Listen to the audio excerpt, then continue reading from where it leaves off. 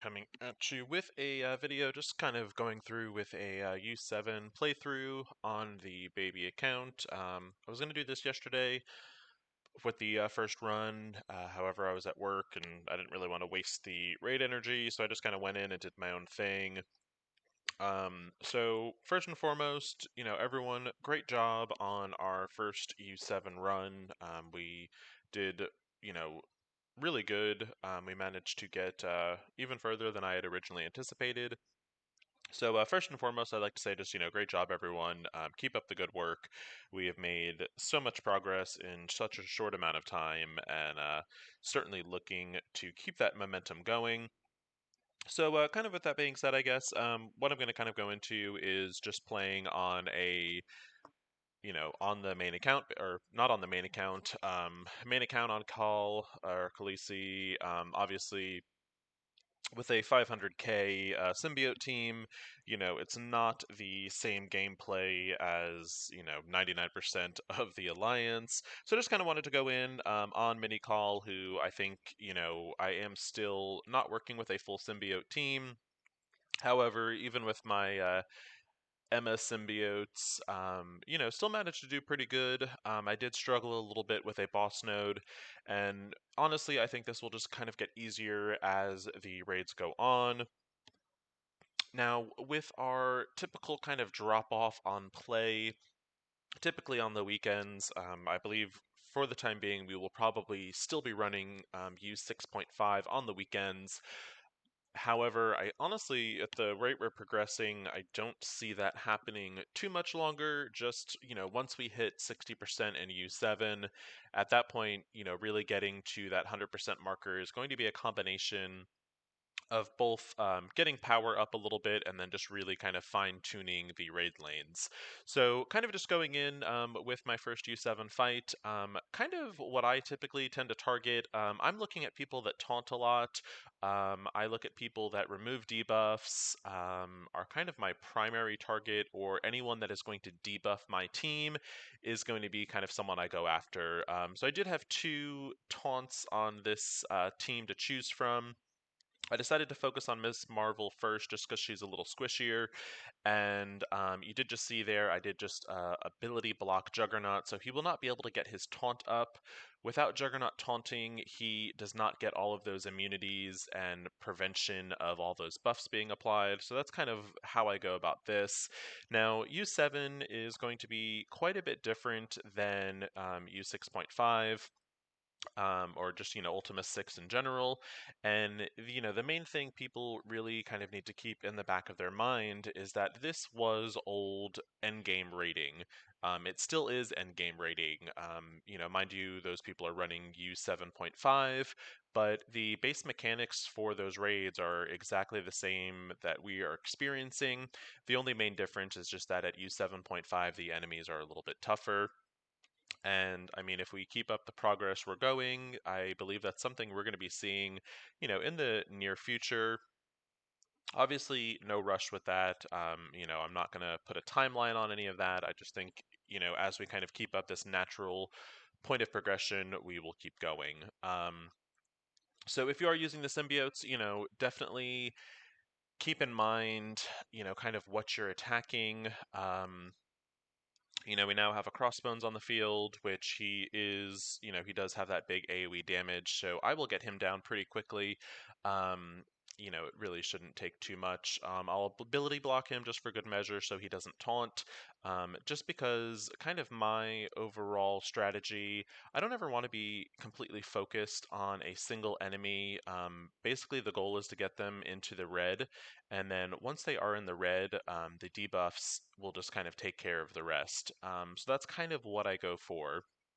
So boom, we've got Crossbones into the red. I'm now going to switch on over and start working on the rest of these characters. And what I'll also do is, as I get a little bit closer, typically, especially having a slightly weaker team, what I will do is when I'm down to probably about two character, or let's say 3 characters, I'll probably stop using my specials, my ultimates, etc. And I'm going to save those for my next fight. I really want to go into every fight with the maximum amount of specials and ultimates.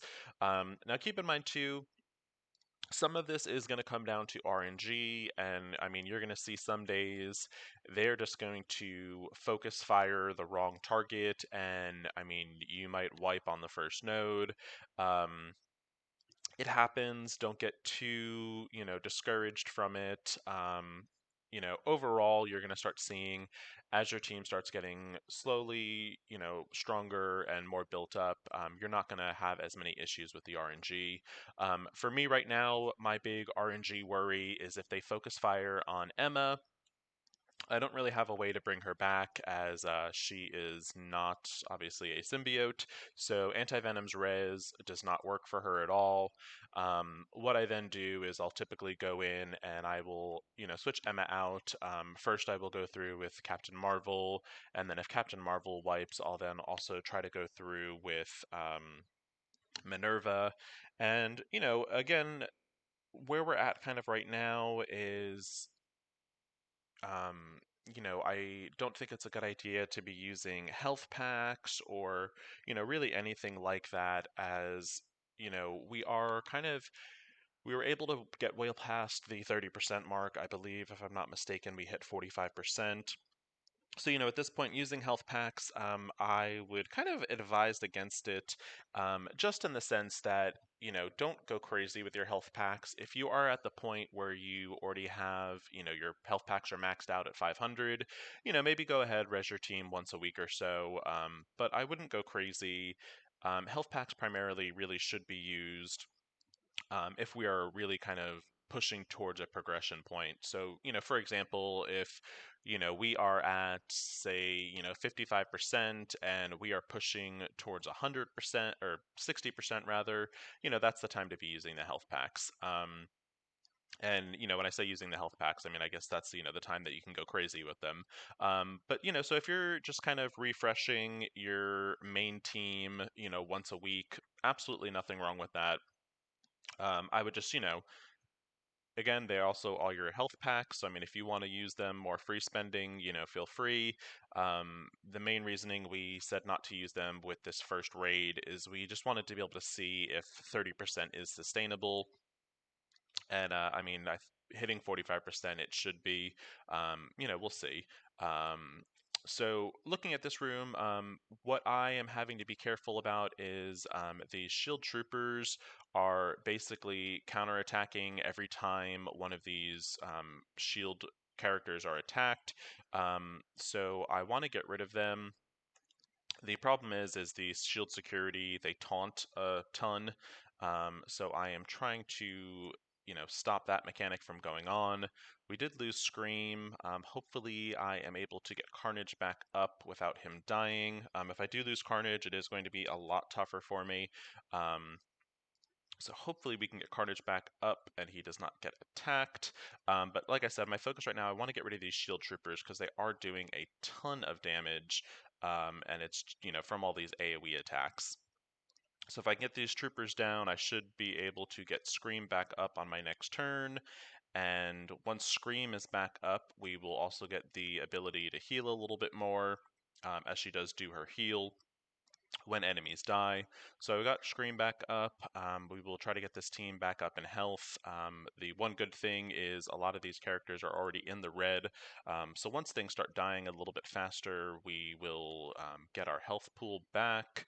Um, so again, it's going to be kind of, I guess, a learning curve. You are going to start learning these nodes, to the point where you'll know them almost like the back of your hand, and just kind of pay attention as you are fighting, and look for certain characters you do need to take down first.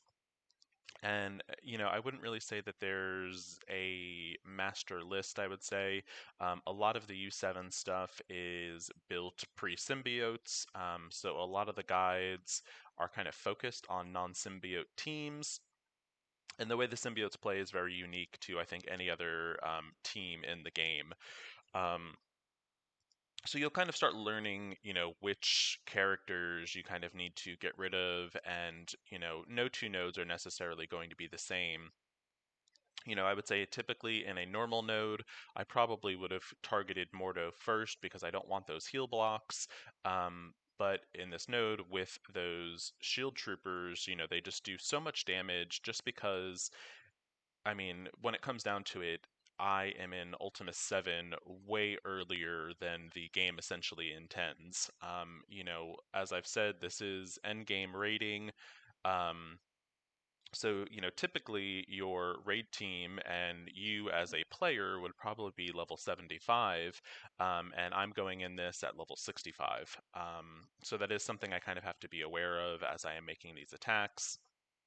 Now, with this situation, I did lose Carnage. I don't think I am going to have enough turns to get him back up, and we just lost Scream again. So this might be one of those situations where, I might use a pack just to get those teams back up, just because, again, I'm not really using those packs for anything else, but I am also not depending on them, if that makes sense. So really, using your packs, I'm going to say for right now is kind of really, I guess, more of a personal choice. Personally, in general, I save them a little bit more, but I am essentially still trying to push mini a little bit harder if I can. And essentially I have nothing else I'm going to be using those packs on, so kind of I figure why not, what the hell, go in and do that. So that is kind of my first two nodes. I am quickly running out of time for the boss node and the next one, so I'm going to cut the video off here and I will do a part 2 in just a moment. Thank you all so much for watching. Look for part 2 in just a minute.